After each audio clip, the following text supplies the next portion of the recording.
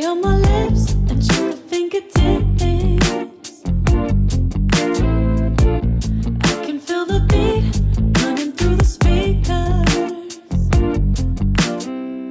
Blue skies, blue waves, every day's a good day.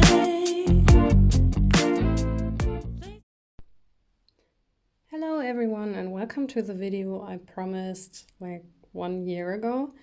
I wanted to show the setup of my 2022 Hobonichi weeks, which I used as a bullet journal, and I never got around to film it. So now you're getting the after the pen version, and I would say let's dive right in. Okay, so typically on the intro page of the Hobonichi weeks, you have this year at a glance view, and I use this to track holidays and also like office and home office days, which in Germany are important when you do your taxes. So when I do my taxes, I have everything right here at a glance. And it's also quite convenient for like vacation planning. If you have to hand in your vacation plans at the beginning of the years, you could you could see like how to distribute your vacation days so that you kind of get enough rest throughout the year.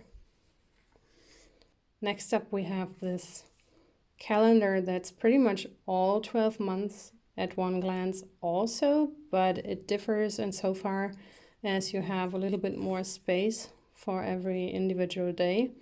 And I use this mostly to track my period, but also for like any kind of pain, sicknesses. I think the year before I tracked my COVID vaccines, but I didn't do that this year because I didn't get any. What else? I tracked like with the little T, I tracked COVID tests. Yeah, that was it.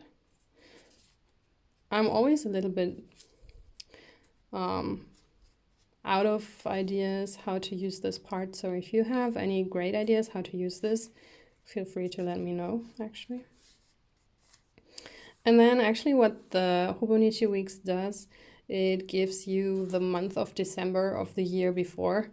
But since I already had the book before that also, I didn't really use this, or I didn't really need this for planning. So my original idea was to kind of do like a little doodle for every single event that made the year special. And it started off kind of strong, though I never really got around to color any of it. And then kind of until here, I think, I wrote with pencil what I wanted to paint or draw, but I never ended up doing it. And then for the rest, I didn't do anything. So it's not like there weren't enough nice moments. I just didn't really get around to draw them. And then one idea I had kept from my Hobonichi weeks before was to write down my favorite songs that I listen to over and over every month. So I did that in the beginning, and I did like some regular appointments and events and stuff, but then later I stopped doing that just because I do that on my phone and I don't really need to do that digitally. So I kept doing it for a while, and then you can kind of see it dwindling. Also with the songs, it stopped. Didn't really have a lot of time. And then let's see. What the Hobonichi weeks also does is it gives you already the first month of the year that follows.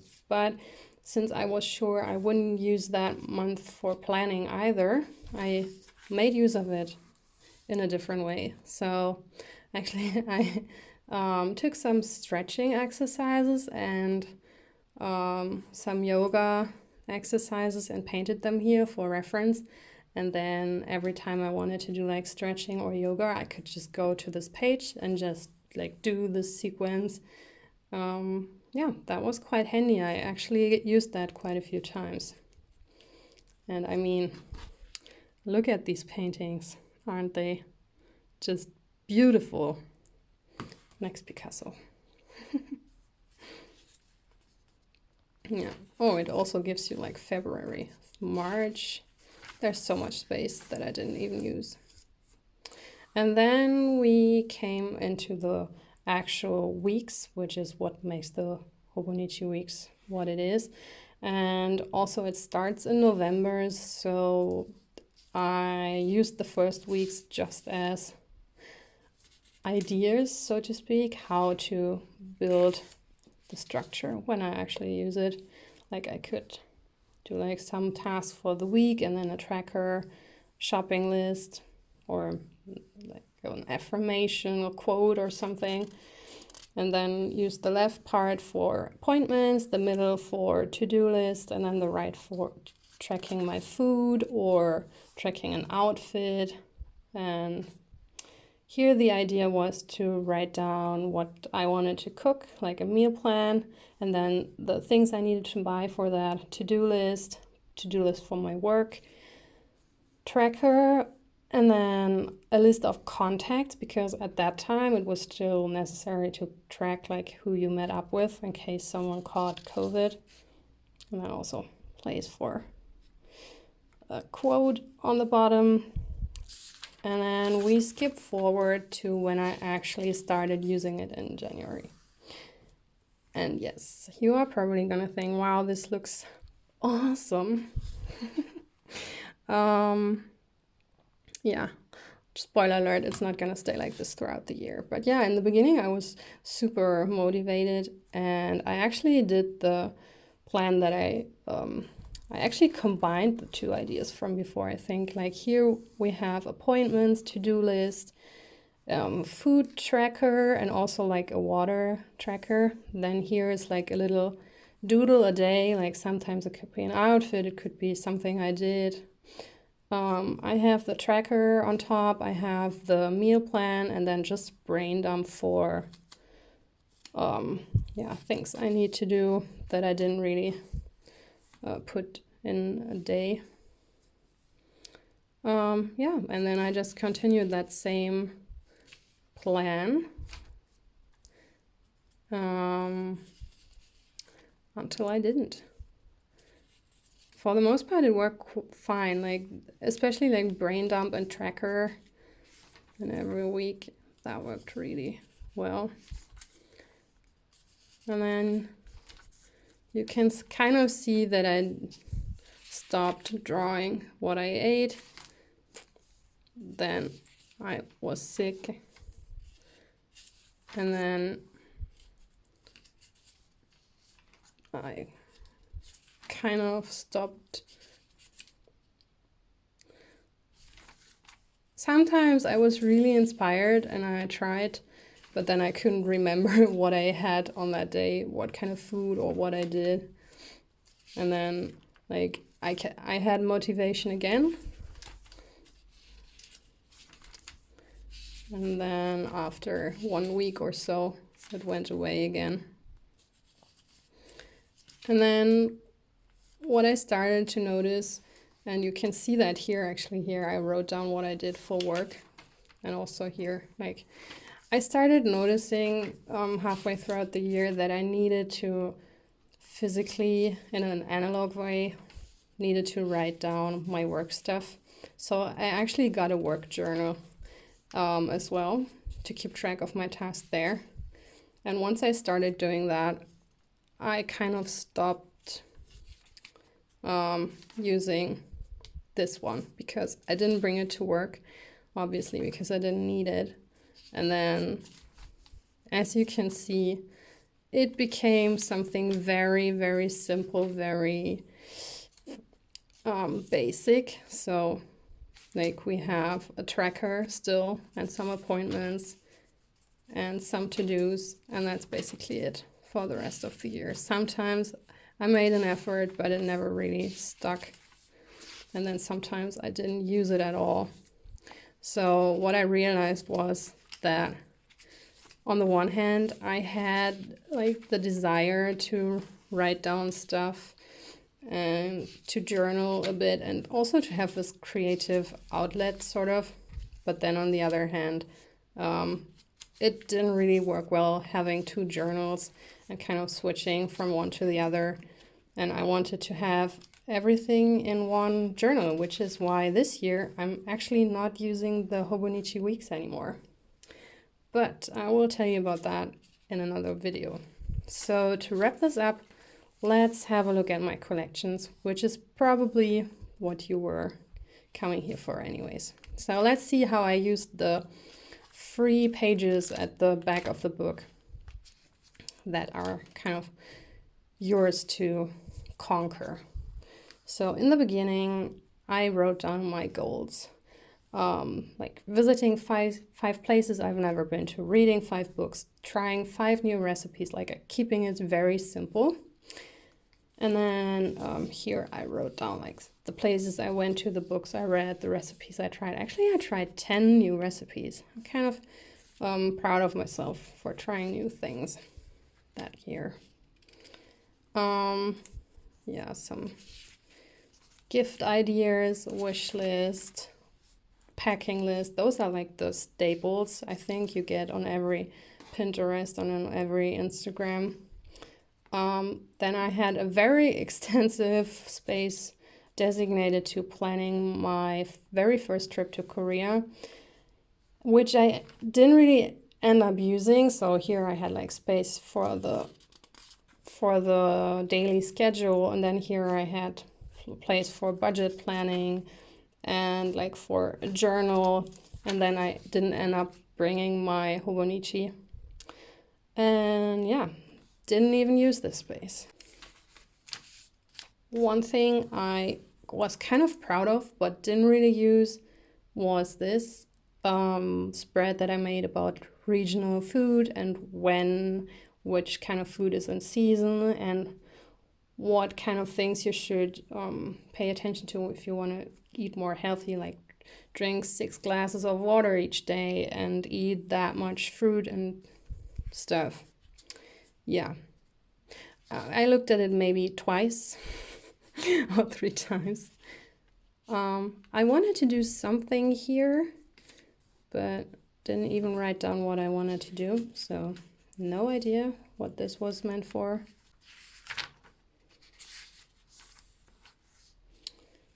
And then I had this part designated to Korean learning, like where I wrote down all the books that I used and like every lecture, every lesson I put in here so I could cross it off when I finished it. And then I had the glorious idea to put all of my grammar info in here, which was a really bad idea, and I stopped doing it after, yeah, just this much, not really much. Yeah, because then I switched actually to a digital format, and I built a hyperlinked PDF file with Canva, so I can constantly add things if I learned something new, and I can switch things around. That's much more flexible than this analog stuff. So didn't use it. Also didn't use this because I didn't even study with those books that year. Studied with different stuff. Yeah. One highlight of the year was definitely going to a festival, to a music festival for the very first time. Went to Hurricane Festival, and this is where I wrote down all the bands from the schedule that sounded at least vaguely interesting. And then the ones I really, really wanted to see, I marked with red. And then the ones I really, really, really wanted to see, I also gave them an exclamation mark. And I ended up seeing way less than I marked, actually. But it was really cool. It was a really cool experience. And probably my favorite was, I mean, of course, Mando Diao. I've loved them since I was 15. So seeing them live was a really cool experience. But like the biggest surprise probably for me was Tones and I. She was so good. She was really good. Also really emotional. And then Kuma, I had no expectations about this concert whatsoever, and it absolutely blew my mind. The people went absolutely bollocks on this one. It was really cool. And then also, I think, oh yeah, I did write it down. 21 Pilots. I knew like some of their songs from the radio, but they were so good. Oh my god, they were so good. Yeah. Oh, and also Deichkind, they, of course. That's, if you don't know them, it's a German group. They exist, they have existed in like forever, and they do like, I don't know what the genre it is actually. They sing in German, but it's more like party music. I don't know, but it's so good and so funny, and also like very, it's like it criticizes society, and it's like very deep, but on a very funny level. So yeah, check them out. Yeah, next up, there are some like poems that I wrote and stuff, but I'm sorry, I don't want to show you. And then what I did, and I'm gonna skip a few pages, hang on. What I did for the year was every month I prepared this little questionnaire, and actually this year every month was the same, so I can kind of show you what I asked myself. So this like the month in summary, then what's my emotional state, what's my playlist, what am I listening to, what are the series and movies that I'm watching, what food do I love right now, what did I spend my money on, what kind of makes my heart flutter, what was funny, what was sad, what are my creative projects that I'm immersed into, what do I like about myself, because I tend to be very self-critical, so I try to find something I like about myself. What do I wish for, and what did I learn? And I try to write that down every month. As you can see, I did not succeed. Didn't do it for November, December, and I think October. Yeah. This is kind of personal, so I'm not going to show you, but I think you get the idea also from just looking at the blank pages. And I think it's kind of nice to go back and read what was important for you at that time. Also, I really enjoy filling out questionnaires, which might be weird, but yeah. And then what the Hobonichi actually gives you is this list of my 100, and it could be anything. You can list anything here that you want actually. And that year I decided to list books, films, and music, and I color coded them. So red writing is music. Let me see. Here I wrote it down. Like blue writing is series, so that's the majority, and then black are books, which are not as many as I would have wished, but yeah, anyways. And then like my favorites of all time, I marked in yellow. So if anyone asked me, oh, can you recommend something that you saw recently or read, then I could go back to this list and immediately, like at one glance, see what were the best things. Like if you didn't see Us and Them on Netflix, I can recommend this movie. It's really, really good. I really loved listening to Cody Fry that year.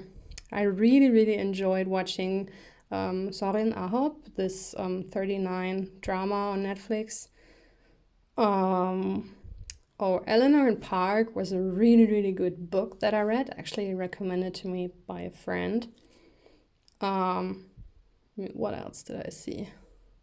Yeah, like a lot of like Korean dramas, obviously. But yeah, that was my way of using this list. I would be curious to see how you guys use this. So if anyone uses this differently, let me know in the comments maybe what you use this My 100 list for. Because actually this year I'm using it in the same way. So I didn't have another idea, but also I kind of liked this idea. So I thought I'd stick to it. And then let me see. I think that's basically it. Yeah, at the end.